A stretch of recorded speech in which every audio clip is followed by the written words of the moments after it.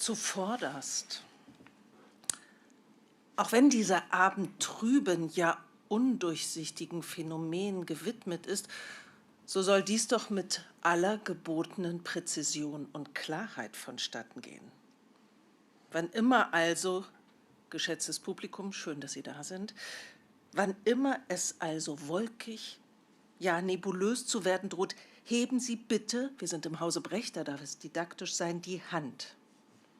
Die Produktion konnte Mittel erübrigen, um eine Nebelmaschine zu mieten.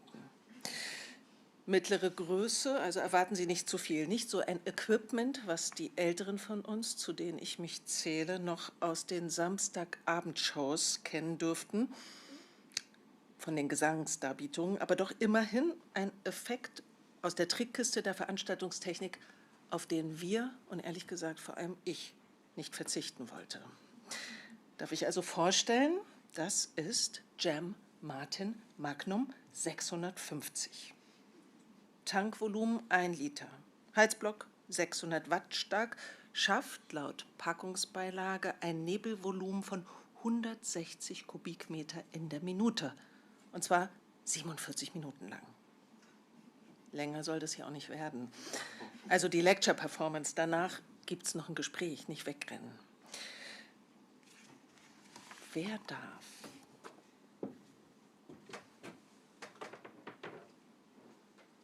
Trauen Sie sich das zu? Einmal im Leben am Drücker sitzen. Wenn mir jemand sagt, wann ich drücken soll. Genau. Wir haben Augenkontakt. Sonst können Sie auch immer, wann Sie das Gefühl haben, es passt, aber ich glaube, wir lösen das gemeinsam. Obacht also, wenn es allzu obskur zu werden droht, wenn Raum und Zeit verschwimmen, Sie die Orientierung verlieren, in meinen Argumentationen Schärfe und Kontur vermissen, das wird vorkommen, ich verspreche es Ihnen. Oder wenn Ihnen diese Revue aus kunsthistorischen Dias, literarischen Fremdtexten und meinen Zwischenmoderationen schlichtweg zu schleierhaft wird, dann einfach Hand hoch und Nebel an. Super. Ja. Reicht.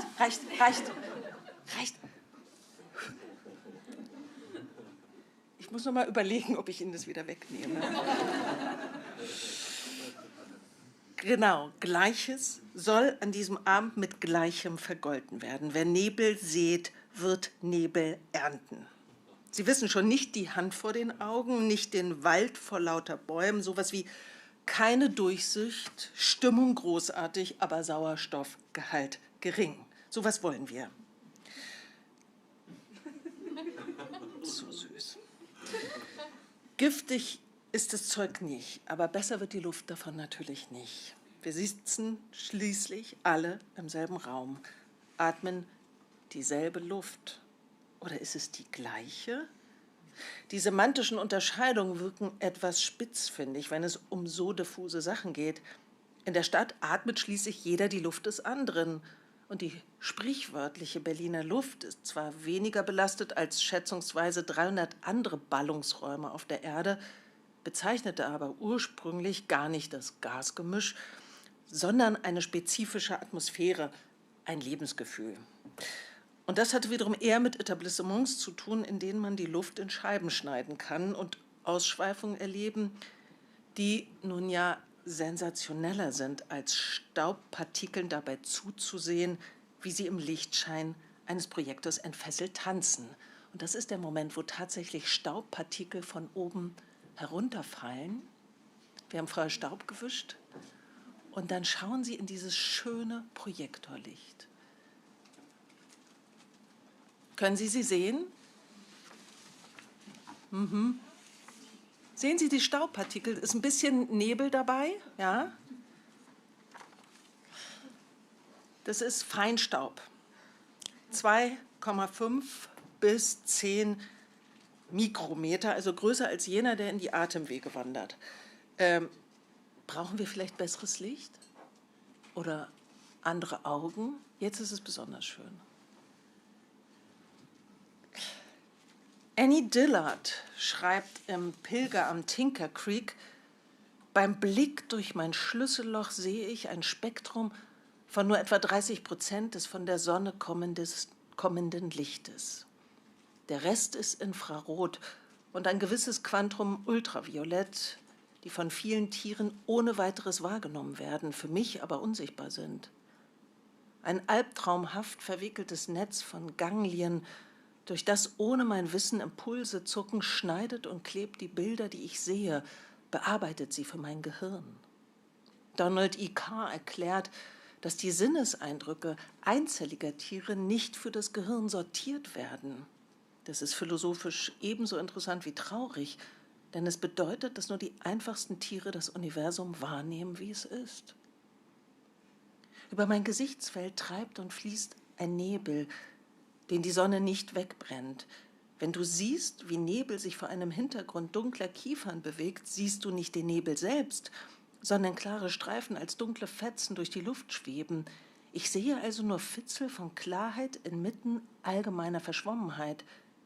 Ich kann den Nebel nicht vom bewölkten Himmel unterscheiden. Ich kann nicht sicher sein, ob das Licht direkt oder reflektiert ist. Überall erschrecken uns das Dunkel und die Gegenwart des Unsichtbaren. Man geht mittlerweile davon aus, dass in jedem Kubikmeter intergalaktischen Raumes nur ein einziges Atom vor sich hin tanzt. Ich blinzle und kneife die Augen zusammen.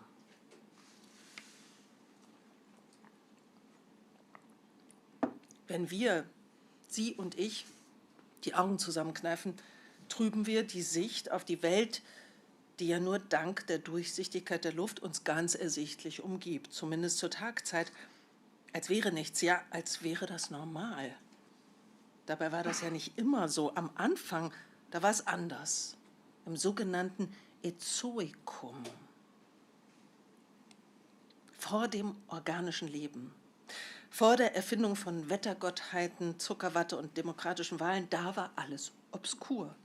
Und die Schale des unbevölkerten Planeten so glühend heiß, dass keine Flüssigkeit fiel, die sich nicht sofort in Dampf verwandelte. Ich stelle mir einen Zischlaut vor. Seien Sie doch so gut und machen mal einen Zischlaut.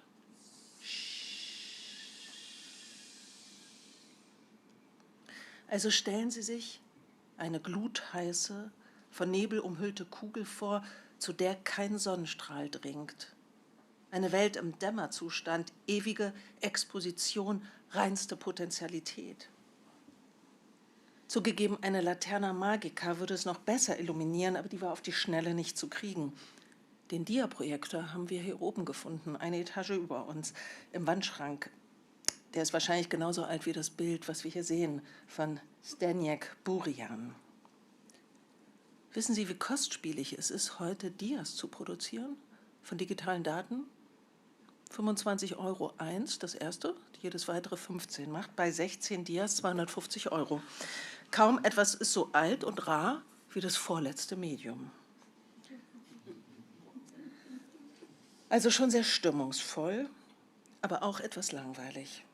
Man wünscht sich jetzt schon, dass jemand einige Äonen vorspult, den Vorhang aufmacht, damit sich die Dunstschleier verziehen und die Geschichte losgehen kann. Irgendwas passiert. Der Regen auf einer abgekühlten Erde endlich mal in seinem Aggregatzustand bleibt und Pfützen bildet, Seen, Meere, Ozeane. Wir brauchen doch eine brodelnde, dampfende Ursuppe.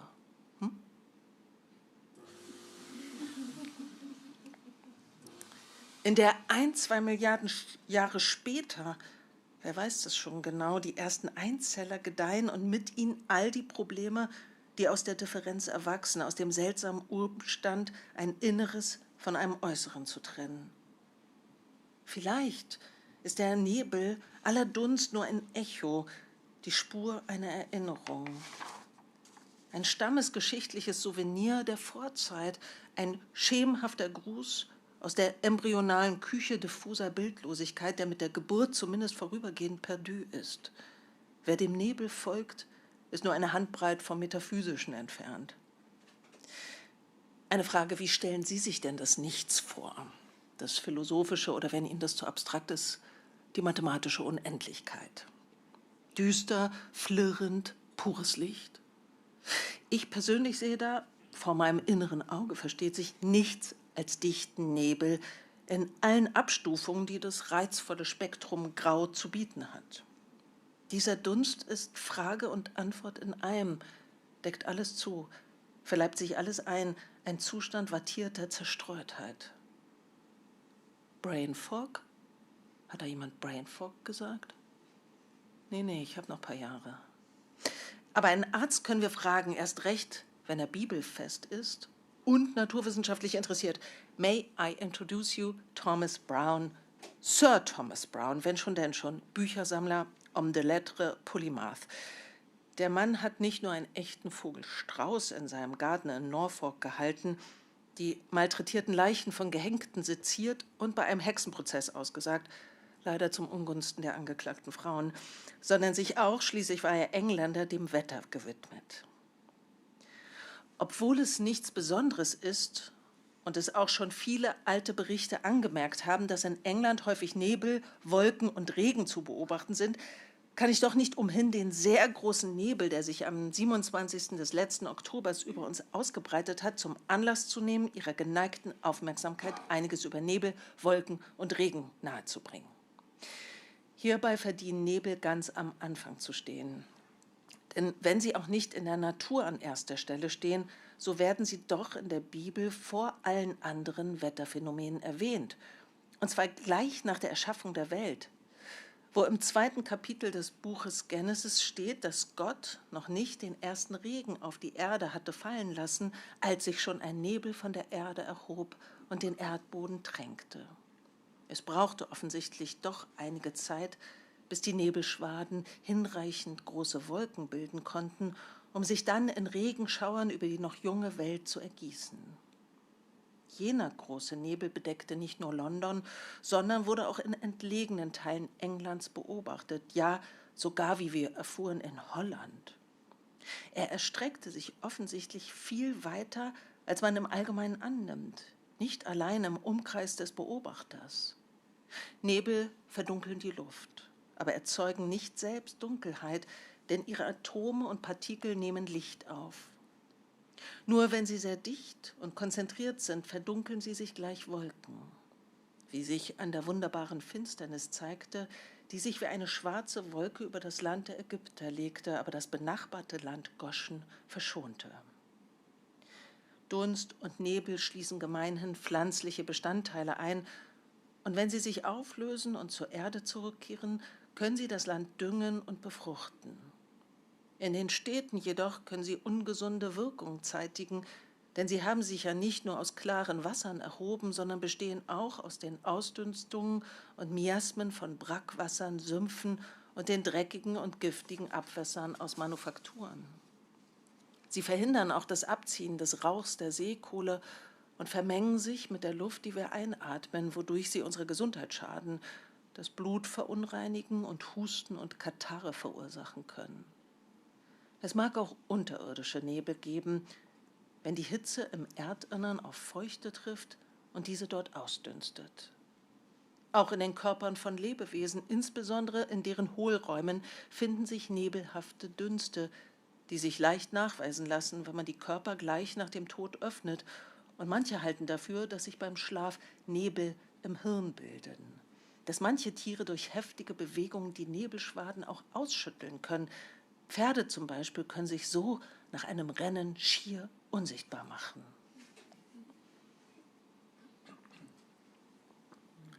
Mir ist nur schleierhaft, warum Sir Brown den sichtbaren Atemrauch vergisst, der in der Kälte aus unseren Mündern tritt. Jedes Mal ein Schock, aber auch ein untrüglicher Indikator dafür, dass der Herbst in den Winter kippt. Aber sonst ist alles schon da. Die wundersame Materie, die Ausdünstungen des Körpers, die krankmachenden Miasmen, sogar der Rauch der Seekohle. Eine minderwertige Steinkohle, die auch den offenen Kamin von Browns enormer Bibliothek beheizt haben muss, war doch ein Großteil der englischen Wälder bereits im 17. Jahrhundert durch den Schornstein gejagt. Die Abgase von Verbranntem fliegen weit, ein feiner Staub, der eine Weile durch den Luftraum schwebt und sich langsam ablegt. Auf entwaldete Landschaften und auf dickem grönländischen Eis, das alles verwahrt und immer noch das zuverlässigste Archiv darstellt, das wir zum Klima der Vergangenheit haben. Wann also hat es mit der fossilen Verbrennung angefangen Um 1300, sagt das Eis. Die Geschichte ist immer älter, als man denkt. Aber klar, gegen das feuchte Klima muss sich der Mensch, felllos wie er ist, irgendwie wappnen. Feuer hilft. Irgendwo brennt immer eins. Aber nirgendwo so viele wie in Mittelalterfilmen, in denen überproportional trübes Wetter herrscht. Es ist schon praktisch, wenn man die in Sackleinen gekleideten Komparsen und die gezinnten Burgen immer wieder in Kunstnebel hüllen kann und entlastet die Produktionskosten ungemein, wenn nicht das gesamte Setting permanent ausgestaltet werden muss. Das Mittelalter ist neblig, das Barock wolkig. In den Trompe-l'œil-Kuppeln hängen dicke, fette Exemplare der Sorte Cumulus.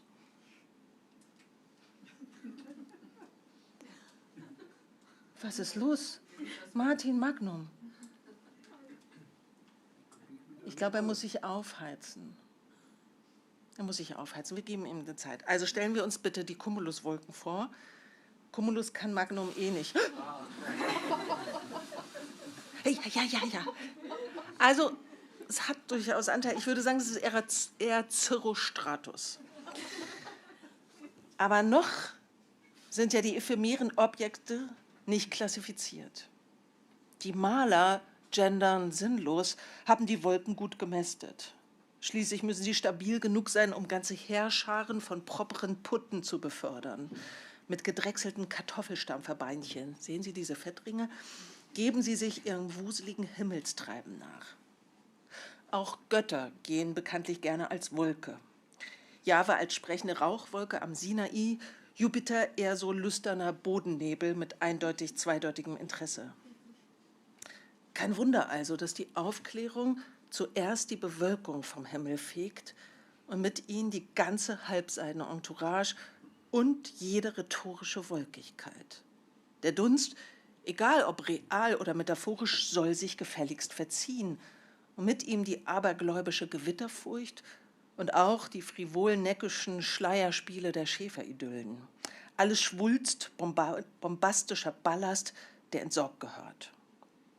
Während sich die Fans der Vernunft in Frankreich und England auf das Licht beziehen und das Siècle de Lumière und the Age of Enlightenment ausrufen, herrscht am deutschsprachigen Erkenntnishimmel ernste Heiterkeit, die nichts mit Humor zu tun hat. Aufklärung als Aufklärung, Hauptsache wolkenlos. Wer auf 2 statt 4 Beinen geht, trägt nicht nur Hirn und Nase hoch, sondern auch das Augenpaar. Wer den Sehsinn über all die anderen stellt, hat eben nicht nur gern den Überblick, sondern auch den Durchblick. Also Vorhang auf, Schleier runter, Licht an, ohne Budenzauber, ohne Weihräucherei. Die Witterung ist keine Angelegenheit des Gotteswillens mehr, sondern ein Naturphänomen, das sich nach eingehendem Studium dechiffrieren lässt. Da man aber die Bewölkung nicht abschaffen kann, muss sie flächendeckend observiert werden. Der aufklärerische Sehsinn ist neugierig. Nichts ist seinem Blick heilig. Kein geweihter Hain, kein angebeteter Berg, erst recht nicht die in Nebelschwaden gehüllten Enden der Welt. Auch der letzte Schleier, den die Erdkugel noch schamhaft trägt, gehört gelüftet. Freie Sicht heißt freie Bahn. Land ist Land und es gehört erblickt, besessen und vermessen mit aufgepflanzten Fahnen im beißenden Wind oder unter der hochstehenden Sonne. Denn wie das ungetrübte Sonnenlicht will dieser Blick, er ist mir nicht fremd, noch in den verborgensten Winkel dringen, alles erhellen und erforschen ohne Tabus. Für irgendwas wird es schon gut sein. Exploiting ist nur 2 Buchstaben von Exploring entfernt. Mysterien gibt es nicht, alles nur noch Rätsel, die es zu lösen gilt. Und jede Unklarheit ein Desiderat zukünftiger Erforschung. Ein besonders nebulöses Objekt lockt am Fuße der Weltkarten mit einem Namen so nebulös wie paradox. Da hilft auch das Lateinische nicht. Terra australis incognita. Wie jetzt, das unbekannte südliche Land? Vorbei die Zeiten, in denen sich allein mit Worten ganze Welten schaffen ließ. Nicht mal Theorien genügen heute, obwohl jene, die für die Existenz des sagenumwobenen Kontinents spricht, durchaus reizvoll ist, ja charmant. Die irdischen Landmassen, so besagt sie, müssen auf Nord- und Südhalbkugel gleich verteilt sein. Die Erde hätte sonst ein Gleichgewichtsproblem. Symmetrie mag ein menschliches Bedürfnis sein, aber Oberwasser hat jetzt Empirie. Der Nebel allerdings auch. Immer ist er schon da, wohin die Forschungsschiffe auch vordringen. Er täuscht die Sinne, löscht die einzige Konstante, an der sich der Blick festhalten kann, diese ferne, fragile Linie namens Horizont. Es ist Mitte Dezember 1772. Wir sind jetzt an Bord einer Bark, ein dreimastiges Segelschiff, das einst, die Seekohle verfolgt uns, als Kohlefrachter in Whitby vom Stapel lief. Für diese Mission allerdings hat man ihr einen neuen Namen gegeben, Resolution. Und so steuert es, so entschlossen wie es nur geht, in immer südlichere Breitengrade auf der Suche nach etwas, das im Dunst immer wieder auftaucht und verblasst. Der Kapitän, Sie kennen ihn, es ist James Cook, schreibt Logbuch, andere Tagebuch, das erzählerischste darunter von einem der jüngsten an Bord, Georg Forster, gerade 18 Jahre alt geworden, Assistent seines ebenfalls mitreisenden Naturforschervaters. Unter anderem hatte die Idee von Bouvets Entdeckung die Einbildungskraft eines unserer Leutnants dergestalt erhitzt, dass er einmal über das andere auf den Mastkorb kletterte und endlich am 14. des Morgens um 6 Uhr dem Kapitän sehr ernsthaft entdeckte, er sehe ganz deutlich Land. Diese Neuigkeit brachte uns alle aufs Verdeck. Wir sahen aber nichts weiter als ein ungeheures, flaches Eisfeld vor uns, das am Rande in viele kleinere Stücke gebrochen war. Und eine große Menge von Eisinseln aller Gestalt und Größe stieg, soweit das Auge nur reichen konnte, hinter demselben empor.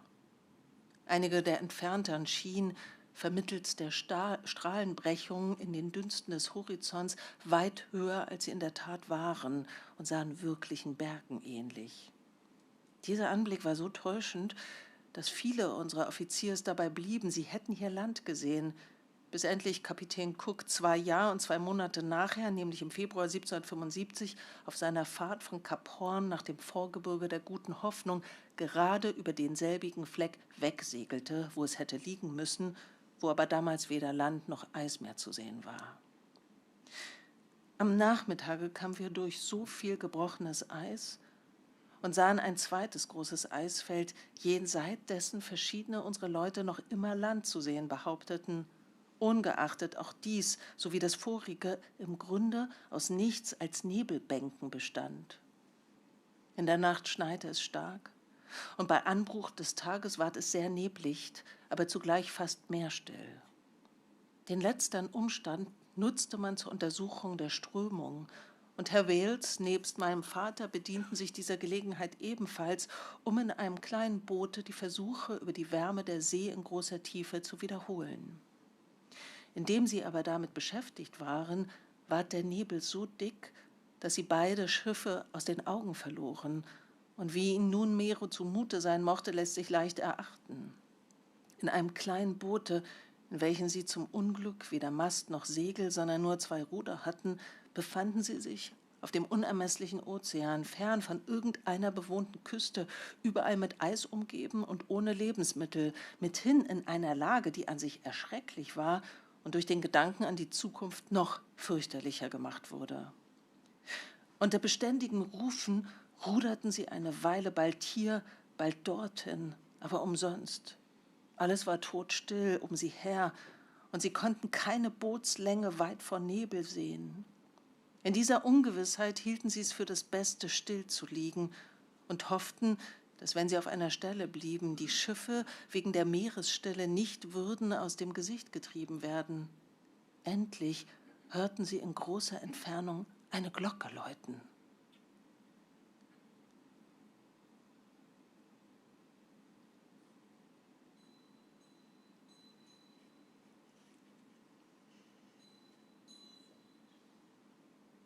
Das war in ihren Ohren himmlische Musik.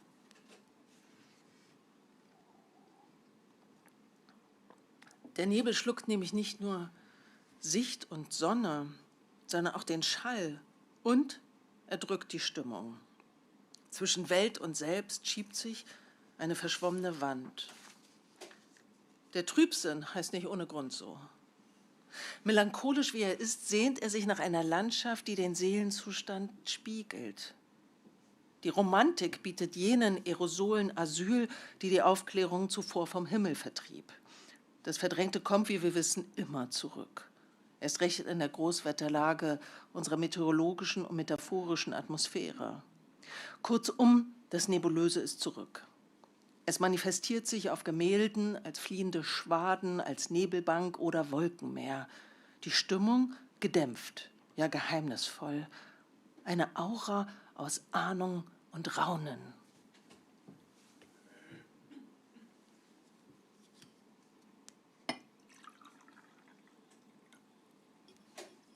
Ha.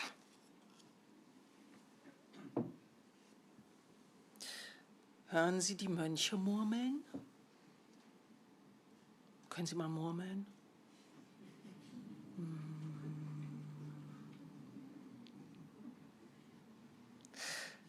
Aber Sie sehen doch den entlaubten Strauch, oder?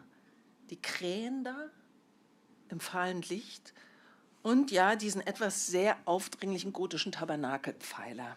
Träume sind nie subtil, erst recht keine Albträume. Mittelalter gibt es hier gratis dazu. Schon fast zu viel des Unguten, wenn Sie mich fragen. Wohin die Prozession wohl geht?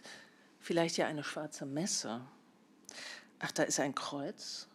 Naja, das lässt sich schnell umdrehen. Wie das Wort Nebel, das rückwärts, richtig, ausgerechnet Leben heißt. Als ob es uns was sagen will. Bedeutungsvoller geht es ja gar nicht. Also Zeit, nochmal präzise zu werden. Die Frage ist doch, wie bitte lässt sich explizit von etwas erzählen, das schon per Aggregatzustand voller Ambiguität ist? Ein Gasgemisch aus Luft und Wasser, das ebenso plötzlich auftauchen wie verschwinden kann. Was also ist Nebel? Wenn man die Physik fragt oder besser noch die jüngere Meteorologie, dann sagt die nicht ephemer oder transzendent. Die sagt kondensierter Wasserdampf in bodennahen Luftschichten, der entsteht, wenn Luft die Feuchtigkeit nicht mehr aufnehmen kann. Was sie auch sagt, ist Lichtstreuung, Taupunkt und Tyndaleffekt. Man kann es auch schöner ausdrücken, Myriaden von Wassertröpfchen, die in der Luft sichtbar werden. Sie hätten es gerne noch griffiger, noch kompakter, obwohl es um was Diffuses geht. Na gut, dann hätten wir Marion Poschmann.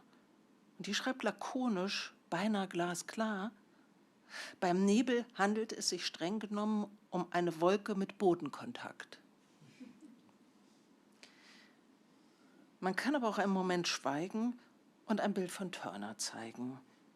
Am besten eins aus der Stadt des Dunstes.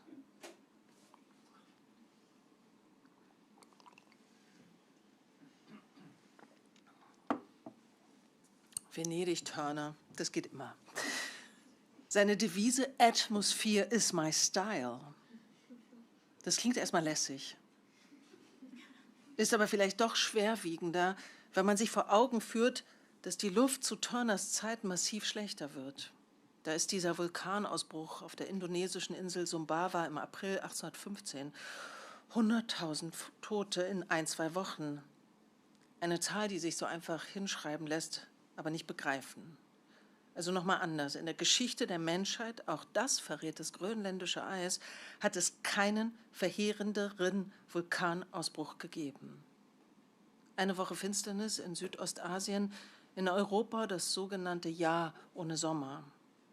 Niemand versteht, was mit dem Klima los ist. Niemand bringt einen Vulkanausbruch auf der anderen Seite der Erde, von dem man überhaupt erst Monate später erfährt, mit der hiesigen Witterung in Verbindung. Waren zirkulieren leichter als Wissen.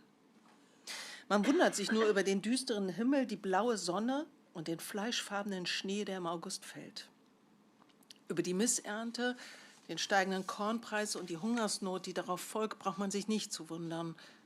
Die Seuchen und Aufstände, die Migration. Weitere 100.000 Tote werden angenommen, aber es gilt das alte Gesetz, je weiter sich Ursache und Wirkung voneinander entfernen, desto verschwommener wird das Bild. Nicht nur die Sicht, sondern auch die Aussichten sind düster. Asche und Schwefelgase blockieren weltweit das Sonnenlicht. Die Sulfataerosole aus den Gasen des Vulkans verbleiben für Jahrzehnte in der Stratosphäre, färben vor allem in den Morgen- und Abendstunden das Licht wie nicht von dieser Welt. Zugegeben, ich mag diese Lesart nicht, aber es gibt gute Gründe dafür, dass sie stimmt. Turners Malweise ist womöglich keine Frage eines visionären Stils, sondern nichts anderes als ein gletschereisgetreues Zeugnis massiver Luftverschmutzung seiner Zeit. Schuld daran ist jedoch vor allem die Kohle. Treibstoff der schnaufenden Dampfkessel, die Lokomotiven, Schiffe und Webstühle befeuern alles, was mit Geschwindigkeit zu tun hat, mit dem Kurzschluss von Zeit und Geld. Auch Maschinen müssen atmen.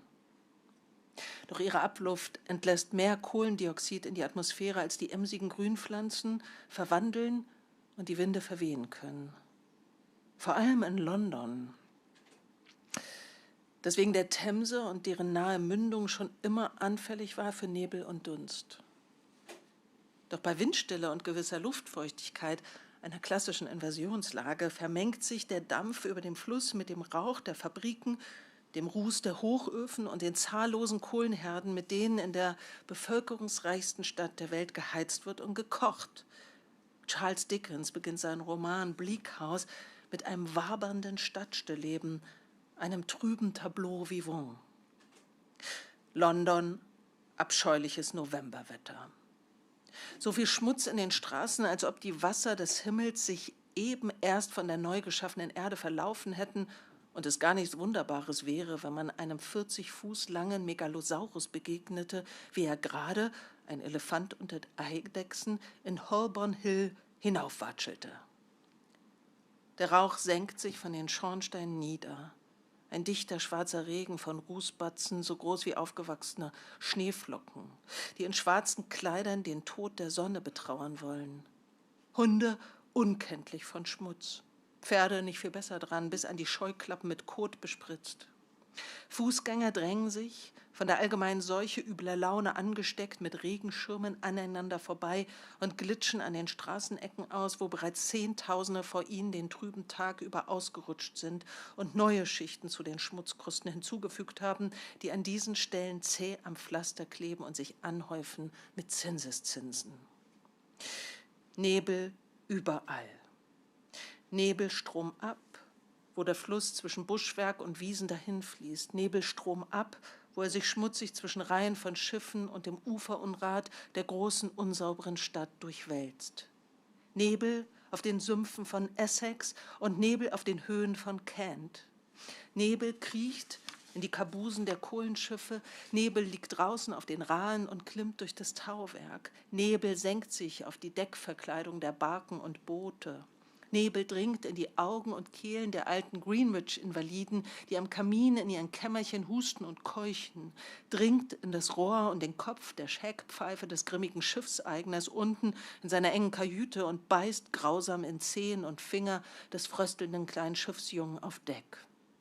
Passanten schauen von den Brücken herab über die Geländer in einen Nebelhimmel und sind rings von Nebel umgeben, als ob sie in einem Luftballon mitten in grauen Wolken hingen.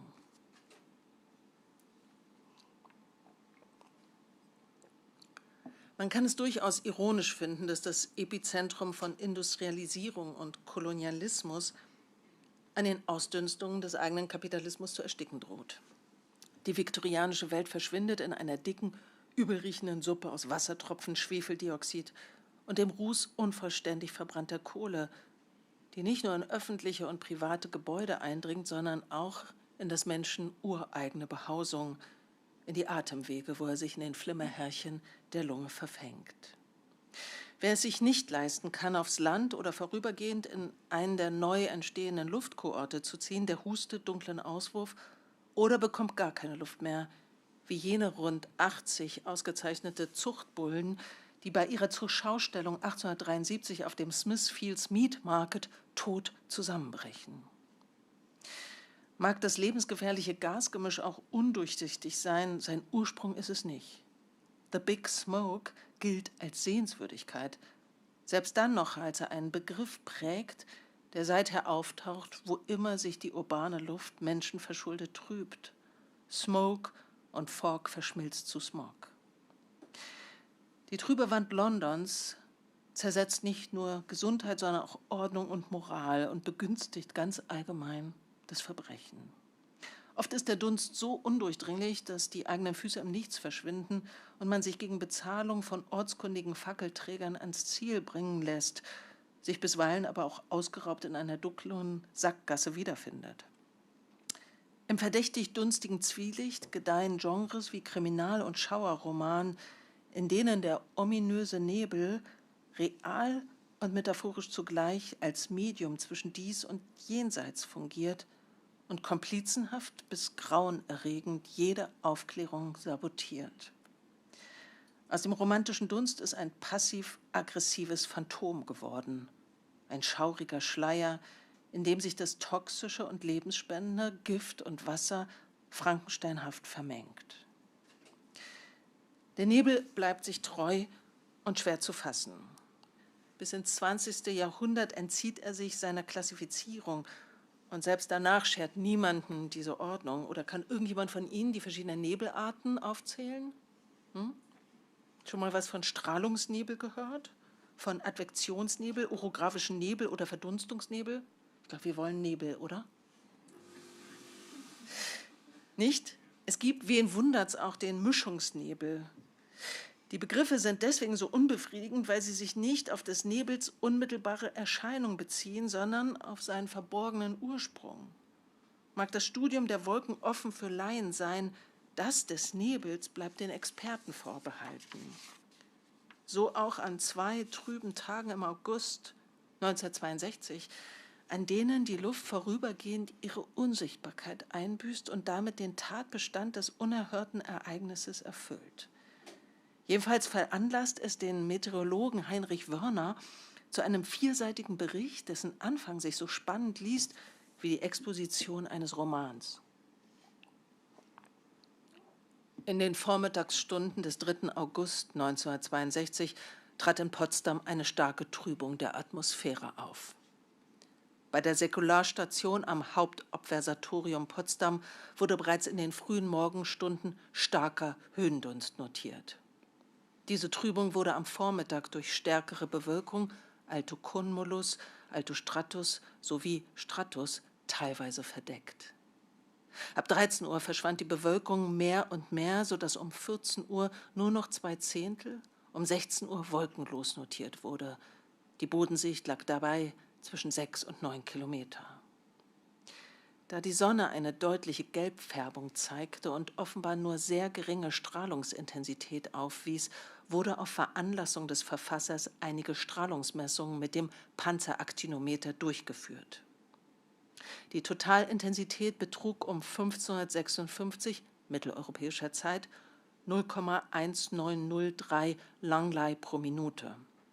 Um 16:55 Uhr nur noch 0,1292 Langley pro Minute, das heißt weniger als 15% der normalen Strahlungswerte. Die Sonnenscheibe, die sich immer rötlicher verfärbte, verschwand bereits in etwa 15 Grad Höhe über dem Horizont völlig im Dunst. Am folgenden Tage war diese Trübung vormittags noch vorhanden, doch klang sie bis zum Mittag schnell ab. Die Bodensicht schwankte zwischen 5 und 9 Kilometer. Ein Regenschauer um 14:10 Uhr mitteleuropäischer Zeit, der mit dem Durchzug einer schwachen Kaltfront verbunden war, stellte schließlich wieder die normale Durchsichtigkeit der Atmosphäre her. Wie eine Umfrage über den deutschen Fernsehfunk durch Dr. Runge bei der Wetterkartenbesprechung am 3.8.1962 abends ergab, wurde die in Potsdam beobachteten optischen Erscheinungen auch an mehreren anderen Orten der DDR, unter anderem zum Beispiel in Querfurt, Bezirk Halle, wahrgenommen. Da es sich demnach offenbar um kein rein lokales Phänomen handelte, wurde zunächst versucht, aufgrund der synoptischen Arbeitswetterkarten der zentralen Wetterdienststelle Potsdam diese Trübung regional abzugrenzen. Leider ohne Erfolg. Da die charakteristischen Zahlen 0,4 oder 0,6 dieses Wetterzustandes, Trübung durch Industrierauch oder Staub, nirgends gemeldet worden sind. Offenbar hatten die Beobachter entweder wegen stärkerer Bewölkung überhaupt nichts von der atmosphärischen Trübung wahrgenommen oder diese allgemein als Dunst oder dünnen Stratus verschlüsselt. Die Sichtwerte am Boden ergeben keine eindeutigen Aussagen. Das Faszinierende an diesem zufälligen Stück Wissenschaftsprosa ist, dass sich sowohl die Methoden als auch die Geräte als untauglich erweisen, um die Natur des Gegenstands zu erhellen. Das liegt zum einen an der Datenlage, die regellos bis lückenhaft ist, aber eben auch an der Trübung selbst, die immer dubioser wird, je mehr Werte zu Rate gezogen werden. Der Beitrag liefert eine stattliche Tabelle der Gesamttrübungsfaktoren, auch 2 Diagramme mit wellenartigen Kurven. Im Text fallen Wörter wie Wellenlängenexponent, Dunstextinktion, Spektralintervall und, ein Begriff, der es mir besonders angetan hat, der wahre Engströmsche Dunststreukoeffizient. Es wird auch nicht versäumt, auf die Gültigkeit der Jungischen Potenzverteilung der Dunstpartikel hinzuweisen und die Grenzgröße des Tropfendurchmessers zu problematisieren. Zudem wird vermutet, dass die Trübung ein Gebiet von etwa 300 Kilometer in nord-südlicher und mindestens 400 Kilometer in westöstlicher Richtung betraf. Eine umfassende Klärung bleibt jedoch aus, unter anderem, weil jenes Gerät, von dem sich der Verfasser wertvolle Messungen verspricht, ein Filteraktinometer nach Hinzpeter, gerade wegen einer Expedition auf Spitzbergen weilt. Der Text selbst wird immer vager und verliert sich zunehmend in Vermutungen, die mal Industrierauch oder mal die Waldbrände in Südfrankreich eine Woche zuvor verantwortlich machten, nur um abschließend zu konstatieren, dass die Klärung der Ursache der Trübung noch völlig offen sei. Die Meteorologie mag eine kollaborative Wissenschaft sein, Database, ein Netz von Beobachtungspunkten und Messstationen unterhalten, die eine enorme Fülle von Daten liefert, jedoch keine Interpretation. Die anthropozäne Atmosphäre wird nicht zuletzt deshalb undurchschaubar, weil die Luft scheinbar spurlos alles aufnimmt, was entfleucht. Wenn der unbewölkte Himmel für das Wissen und die Vernunft steht, dieses zentrale Versprechen der Aufklärung, dann steht der Nebel für den schwammigen Glauben, der auch alternative Wahrheiten zu legitimieren versteht. Es kann durchaus erhellend sein, sich vor Augen zu führen, dass sich der Dunst wie die Unvernunft nicht abschaffen lässt. Der obsessivste Nebeltext, den ich gefunden habe, stammt von Franz Fühmann und entstand in einem Staat, in dem der Sonne gehuldigt wurde. Nicht zuletzt, weil der Mond schon besetzt war. Immer wieder wird in der DDR auf den sonnensüchtigen Ikaros oder feuerspielenden Prometheus angespielt. Fühmann gehört zu jenen, die mythologisch besonders bewandert sind. Aber als er sich 1974 als Honorar für eine Lesung in Sangerhausen eine Gruppenbesichtigung ausbittet, kann man das durchaus als Fluchtbewegung verstehen. Weg von der Erdoberfläche, weg vom Zentralgestirn und weg von dem überwachenden Blickfeld, hinab ins Dunkle und Dunstige, in die Schächte des Kupferkombinats Mansfeld, die er über Jahre immer wieder aufsucht. Er beginnt ein Buch über den Bergbau, das weder Roman noch Reportage werden soll und das nur als Fragment überlebt. Er verzweifelt daran und nennt es 10 Jahre später, kurz vor seinem Tod, Bericht eines Scheiterns.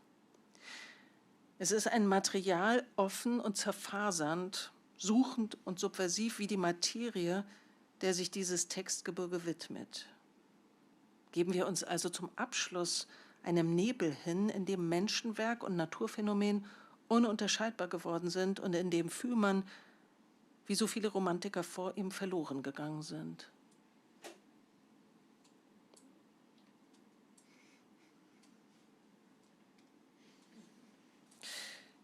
Ich sehe mich auf der Landstraße dahergehen. Der Oktobernebel war schwer geworden. Ich sah gerade noch die Bäume am Wege, sich entziehende Kronen, sich gewährende Stämme, und die Sonne schwamm hin, ein Mond aus Milch. Ich ging allein, kein Auto, kein Passant. Plötzlich gedämpft, hoch, links vom Feld her, das schon nicht mehr zu sehen war, ein unsichtbares Stampfen, von einem Keuchen überlagert. Etwas Riesenhaftes schob sich näher und ein Nebel quoll durch den Nebel. Dicker, massiger, mächtiger, weißer. Eine Walze aus Qualm im heranschwellenden Dröhnen von weichem, verfließend schwarzem Geschiebe. Das Weiß, niederquellend, wälzte sich über die Straße, stumm die verschleierten Bäume verschlingend und hüllte im Nebel mich in sich und musste sich so als Gestalt verlieren. Im Nebel sieht man den Nebel nicht und die Wolke nicht in der Wolke. Von einer Bahnschranke war nichts zu erkennen. Die Lok, kolosshaft, selbst von Qualm überquollen, schob sich raumhafter Schatten vorüber. Die konturlose Fläche schien riesig gewölbt, übersträhnt von den Funkenbahnen, die langsam die Flanken niederglitten, und das massige Weiß, an den Rändern verkräuselnd und sich verdünnend, dem Grau sich einschmiegend, löste sich in dem dünneren Nebel und war vorbei und war nie gewesen, und das ferne Stampfen verscholl. Plötzlich lag die Bahnschranke vor mir. Es war seltsam zu entdecken, dass es gerade im Nebel Übergänge nicht gibt. Der Alltag hatte eine Dimension gewonnen, die mich ins Sinnieren lockte, und gewohnt Beobachtungen sofort aufzuzeichnen, zog ich meinen Notizblock heraus und wanderte kritzelnd die Straße nordwärts. Das Objekt der Beobachtung selbst sah ich nicht. Ich sah es nur an seiner Wirkung, eine eigentümliche Analogie zu sozialen und individuellen Prozessen, in denen man drinsteckt, ohne ihr Ganzes zu erfassen. Erfahrung der Konturlosigkeit oder des Informationsdefizits. Es war verblüffend, wie sehr sich diese Begriffe deckten. Ich notierte, milder Nebel ist gnädig, Klarsicht gnadenlos. Der milde Nebel schafft die Idylle und die Illusion des Behütetseins, die Welt der Religion, in denen der Gläubige sich geborgen weiß. Der undurchdringliche Nebel jedoch ist furchtbar. Er ist der Nebel der Inquisition. In ihm bleibt auf Erden kein Ziel mehr sichtbar, bloß noch der Wunsch, dass der Nebel sich lichte. Es sind nur Stufen. Ich kam langsam vorwärts, musste oft stehen bleiben. Seltsam auch die Kreuzungen und Gabelungen, wo nur noch die Füße fähig waren, die Hauptstraße von den Nebenwegen zu scheiden. Asphaltgrund oder steiniger Lehm. Gegen Mittag brach dann die Sonne durch. Wenn der Nebel sich auflöst, muss man verschiedene Etappen unterscheiden. Zunächst eine ermutigende Phase, wo der Himmel zu erblauen beginnt.